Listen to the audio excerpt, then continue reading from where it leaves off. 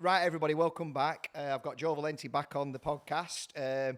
Welcome, Joe, the man, the myth, the legend. Thank you, yes, Mick. Brother. Great to be with you. So I wanted to get you back on, really, because the last time we had a proper conversation about your business, explained from Improgas to Lord Sugar to the trade Mastermind, when you had nothing like it is now, what you've created now, what's going on. I've seen so many changes. So I want to know a little bit about where you are 22 and how you've got to where you are now and what you've got in the future. That'd be great for the people to know what you're up to, really. Talking about leveling up, I just want to say a big congratulations to you, because this studio and your new logo and content and all that stuff you're doing is brilliant. Cheers, So well thank you, done. appreciate that. Well done on the consistency, yeah? Great stuff. And love your YouTube channel, by the way. You're doing a fantastic job. Thank you. Yeah. So that one's a little bit slow at the minute. Want more people to engage in that. So I'm hoping by putting better content on, not better guests, but higher end guests. Absolutely, So it gives value. But without the support of the people backing me and getting behind me, that's important, guys. If you can do me a favor, just please like and subscribe, so then I can get the guests on and get the people on, etc. like yourself. People will turn up then, so I can get better things back to people, really. Yeah, that's what I want. Excellent, cool. So the Trade Mastermind, where is it now? So I think when we would have last spoken on a podcast together, it would have been middle of 2022. We were 2 years into the journey. We were doing a couple of £1 million a year. Right now, we are doing £1 million a month in sales. We're consecutively hitting that £1 million a month. So I think we'll end our 4th year in business on hopefully 10 million. In 2024, which is fantastic, which is what I wanted to be at when I started this, because it was how I ended Impra, an 8-figure business. And so I knew that I needed to get back to minimum CEO of an 8-figure company, because when I stopped with Impra, I didn't want to stop there. I wanted to keep growing. So now I've rebuilt the 8-figure platform, and the aim of the game in the next 2 to 5 is to get to 9. So 100 million.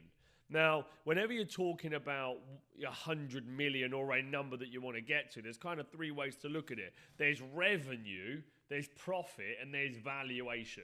So I'd like either 100 million in sales or 100 million in valuation. 100 million in profit, you'd have to be doing 8 to 900 million to be able to achieve. So you're looking about a 10% profit margin there. About 10%, yeah. On that sort of number. If it's optimized, you might be able to get 20, 30. Right now, our business operates on about a 35% net profit. That's amazing, though, isn't it? Net. Considering my industry, there's nothing like that. Yeah, absolutely. In the trade and construction sector, it's 30-40% gross profit margin. So this is a really fantastic business. And I've learned a lot about building a business in a different space with different costs, different margins, different outcomes, different opportunities. And for everybody watching this that's looking to level up, what you've got to remember is that you might be in a business right now, in an industry right now that has a certain amount of profit associated to it. And your job is to build that business to the best it can be. But also, you don't have to stay in that business. You could exit that business. You could grow that business to 1 million, and then you could put in a management team to run it so you can go on to the next business. But in actual fact, you want to be looking at the opportunity vehicle that you are in.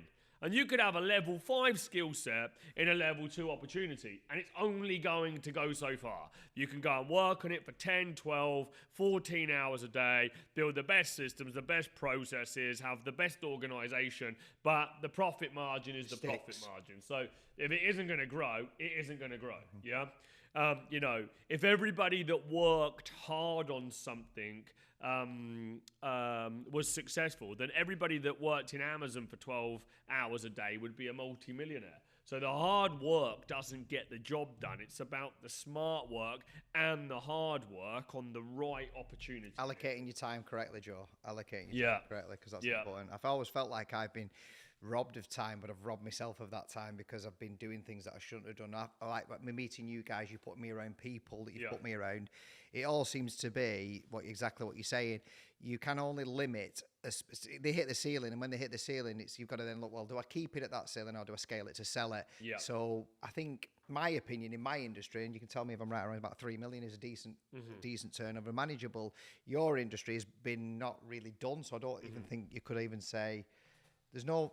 It's really good what you've done, actually, because there's no model out there like this. I mean, there's lots popped up since you started it. Would you say copying you, possibly? Absolutely.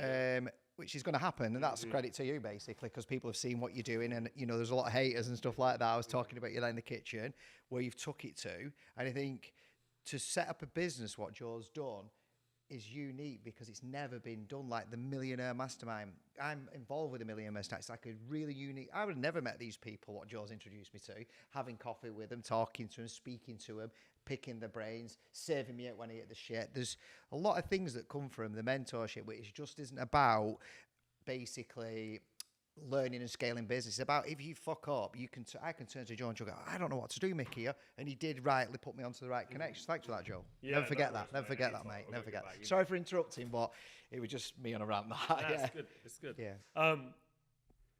You're always going to get those rants when we've got me and you on this. Yeah. But we love to go off on tangents, that's for sure. So look, Trade Mastermind is let's say 10 million now in its fourth year. I want to take it to 100 million in revenue in the next 2 to 5 years. We're going to do that not by continuing to scale the training business. The training business will stay as an 8-figure business, but the trade group is what's going to take it up to 9 figures. So the trade group effectively is a one-stop shop for trade and construction business owners. We've recently started a design agency, TM Looking at Design. Insurances as well, everything you did the whole lot. We got TM Design, we've got Trade Pod already. We're about to launch Trade Recruit. I'm looking to buy an accountancy firm, so we'll launch Trade Finance. I'm looking to get a CRM business, so we'll buy one of those as well. And then insurances, buying groups, all of this cool stuff that comes from teaching a business how to scale. Training really has got a 24-month shelf life.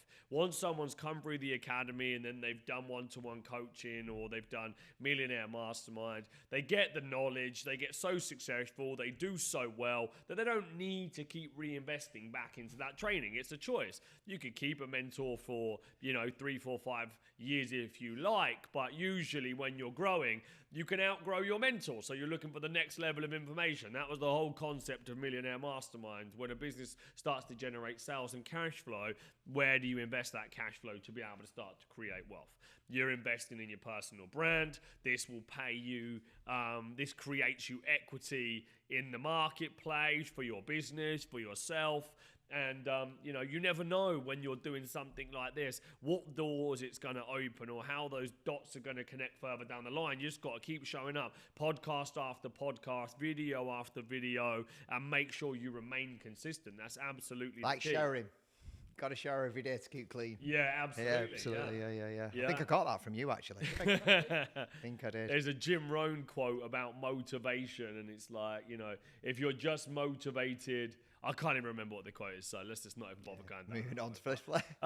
Something about motivation and having a bath, so maybe you got it from that. But so the trade group now is an 8-figure business. It's going to go to 9 figures. I would sell this business if I got 100 million for it. I wouldn't sell it for anything less than 100 million. And, I'm clear on what that number looks like. And if you've got a business that's making 10 million a year profit, there's no point exiting for 100 million and having nothing else to do. So if you've got other businesses that you can invest in or other ideas, but loads of people, they build a business, they exit a business, they get a few mil out of it, and then they go, right, well, what am I going to do now? Well, it's taken me 4 years to build it to the point where it's making millions. You've done that quick, though. 4 years, you've done that really quick. You don't take credit away from that, because I don't know anybody really building companies that quick. Yeah. Because it's been from zero in your bedroom to like, loads of risks. there's not many businesses that get to that sort of scale in 4 years. Let's be honest. It's a massive achievement. That. Well, there's only, believe it or not, there's 5.4 million businesses in the UK, and only 7% of them achieve £1 million in turnover or more. Only wow, I never knew that. Out of 5 million. So, you know, anybody doing near on that million figure or that million figure, you're in the top 7% of all businesses in the UK. So there's a lot of small businesses, you know, but the fact is, the reason that I've been able to do it so quickly was my experience at Impra taught me how to sell and market. And without marketing and sales, your business will never grow. And the level of intensity that we place into our sales and marketing activity is a lot. As you will know, these guys will know, you know, we got guys coming to our discovery days here where we teach people for free for a day and they're saying, I've been watching you for 3 years. You keep showing up. And finally, you're here. You know, now I need to get off the tools. I've showed up. There was one guy that's been watching since the first kind of webinar and he's just shown up and joined the academy. It took 4 years to convert him to a customer. Mental. And then some people, they will see an ad, they'll come down straight away and then they will come and, you know, because they just know it's right for them. But the key in business is about continuing to show up because your customers might not need you right now, but at some point they're going to need you. So if you don't stay persistent and consistent in the marketplace, then, you know, you're not going to be there when people need you.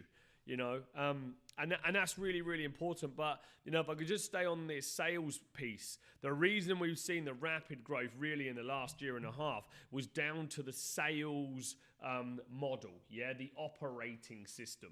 And so we know where we're generating our leads, where we're pitching our customers and how we're closing our deals. And once you've got a consistent model there, the aim of the game is just to scale that model. Mm-hmm. And so if your revenue is up and down, my revenue is consistent. If your revenue has peaks and troughs, your operating model to acquire a customer isn't consistent. Broken.